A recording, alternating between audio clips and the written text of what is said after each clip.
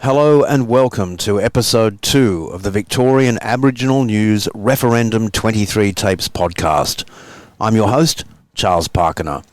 As I mentioned at the end of our first podcast, during this episode we start our journey towards a greater understanding of the Australian Constitution, that one powerful document the federal government and 250 First Nations delegates to the Uluru Dialogues are hoping to see amended to include an enshrined First Nations voice to Parliament.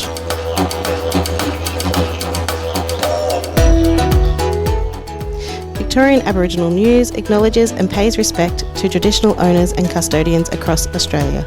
We acknowledge the elders who have gone before, those who currently lead their communities, and those who will follow in years and generations to come.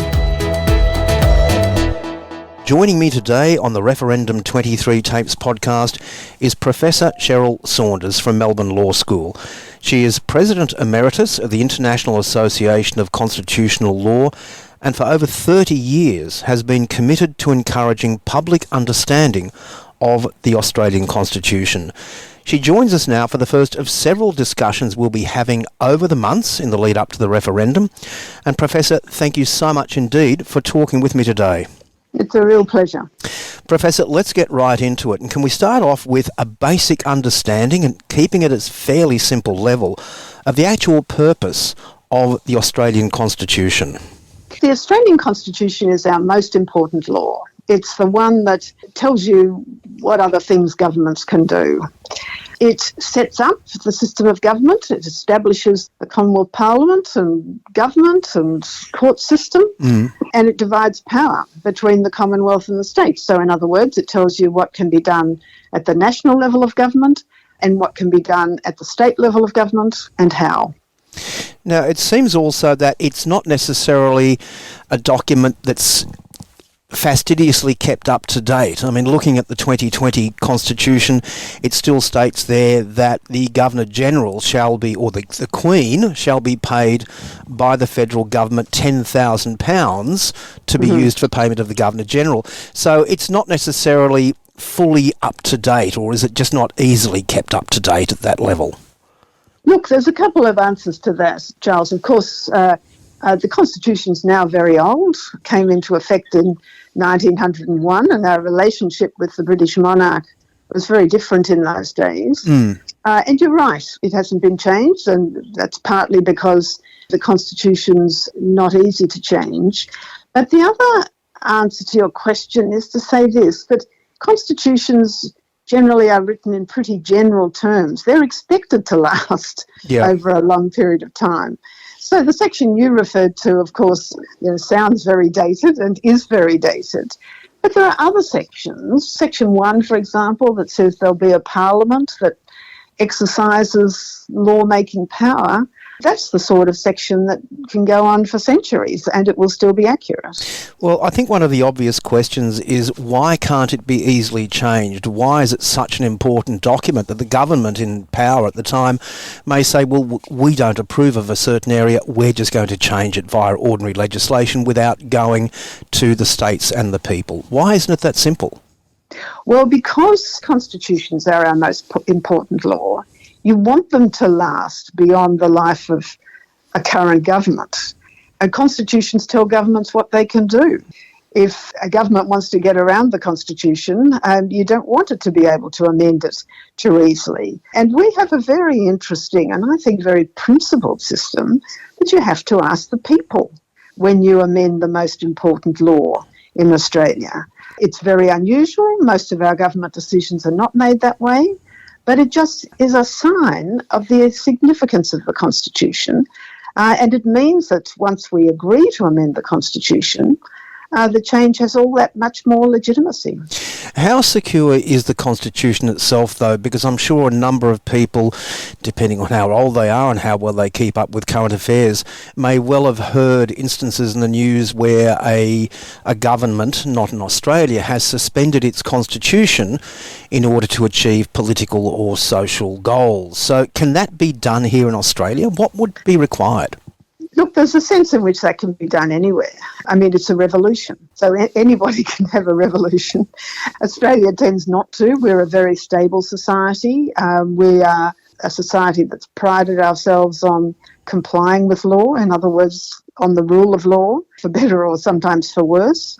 And really, although people's circumstances clearly are very different, this is a fairly prosperous society, a long way from the rest of the world. So there's not the same sort of impetus for that sort of revolutionary move that you might find in other more troubled places. There tends to be a fair bit of confusion within community, thank you to American television, of course, between our constitution and that of the United States, and in particular the US Bill of Rights, which consists, as we know, of those first 10 amendments to the US Constitution. So do we in Australia have anything akin to those sorts of amendments and a subsequent Bill of Rights? Well, we certainly don't have a Bill of Rights in the National Constitution. When we made our Constitution in the 1890s, we took some ideas from the United States, some from England, and some from other countries elsewhere in the world. And we didn't take the Bill of Rights from the United States. We tended to follow the British approach to protecting rights, and that was to rely on courts and the Parliament. Courts applying the common law and parliaments showing self-restraint and a degree of wisdom. Of course, there's been a big debate in Australia since then about whether we were right to do this, whether we should have a Bill of Rights, and I think that debate will continue. But in the intermediate term, what we have seen, rights being protected through legislation. So, for example, the Racial Discrimination Act is an act of the Commonwealth Parliament protecting those sorts of rights. And at the state and territory level, we've seen rights being protected in a general way. In Victoria, for example, there's the Victorian Charter of Rights and Responsibilities. So we have a different approach to protecting rights, but that doesn't mean that rights aren't important, and it doesn't mean that they don't have a degree of protection. Well, knowing our rights can only come about by being informed. So you've been involved, as I mentioned at the top of the interview, for about 30 or more than 30 years on encouraging public understanding and education on the Constitution. How bad is it? How little do people know about the Constitution? Look, I think people know different amounts about the Constitution. I mean, we're fond of saying that people don't understand the Constitution, and to some extent, of course, that's true. But every now and again we have a debate. I mean, during COVID, for example, there was a big debate about who had responsibility for health and who had responsibility for the economy in the circumstances where the effectiveness of government really mattered. And I was really impressed at the way in which, a lot of Australians engaged with each other, often very respectfully, on those questions. It's nothing to be ashamed of if people don't have a deep understanding of these matters. People have got other things to do with their lives. But when a referendum comes along, it is important that we understand, and anything those of us who do know a bit about it can do to help, we'd be very happy to do it. And we're certainly going to be talking in subsequent discussions about what it takes to change the legislation and why or change the Constitution, I should say, and why certain legislations can't be released prior to the referendum. We'll definitely go into that because it becomes a bit of a quagmire. But if we go back a couple of decades to the referendum we had about becoming a republic. Now, if that were to happen, would we then be looking at, let's do an entirely new constitution? I suspect the answer to that is no. Doing an entirely new constitution is a very big deal.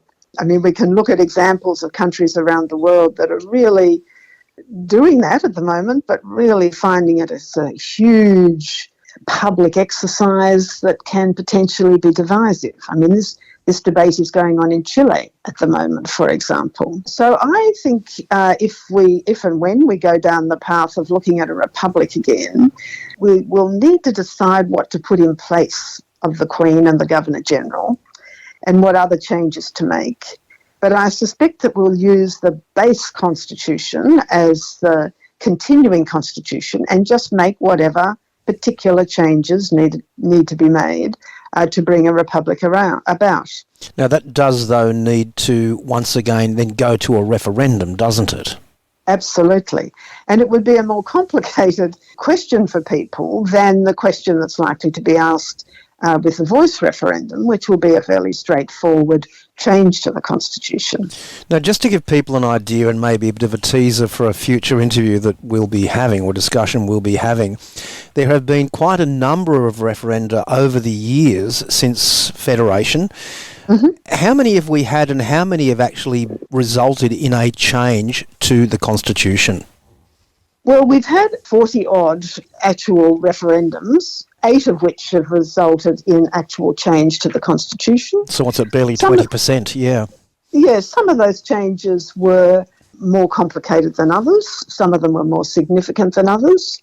And some of the proposals that have been rejected probably are no great loss. So again, there's a debate to be had on every occasion about whether people are happy with it or not. And we're seeing, obviously, a great deal of division within communities and the country itself about this current referendum that's coming up later in the year. Is that fairly typical of a referendum, that we see this division and this vehemence? Well, it's inevitable that in a country like ours, people will have different views.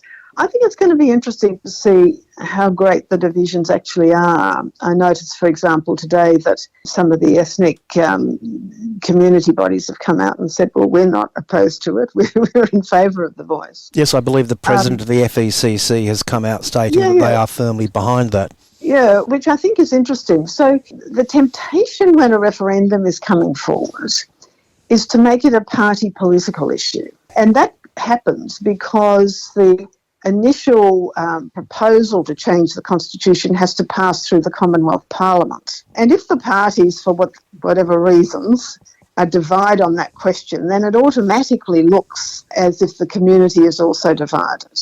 But we just need to remember that this is a very different way of making decisions in the end. Sure, the Parliament has to pass the initial referendum law, but then it comes to us, and the people can do what they like with it. They don't have to divide on party lines. Ideally, they are put in a position where they can really understand the proposal and they make up their own minds. And as we all know, it doesn't matter what you say in public, it's what you actually do inside the polling booth that really matters, and that's all our own business.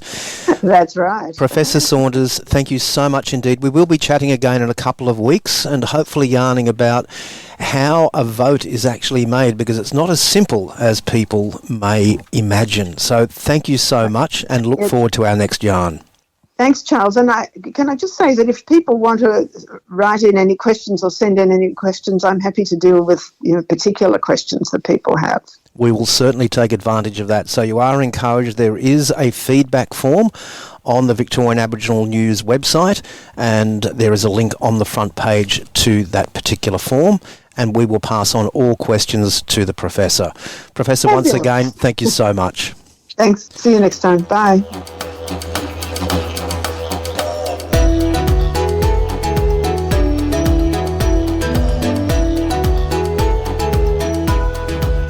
For a full transcript of this interview, visit the Victorian Aboriginal News website at vicaboriginalnews.com.au.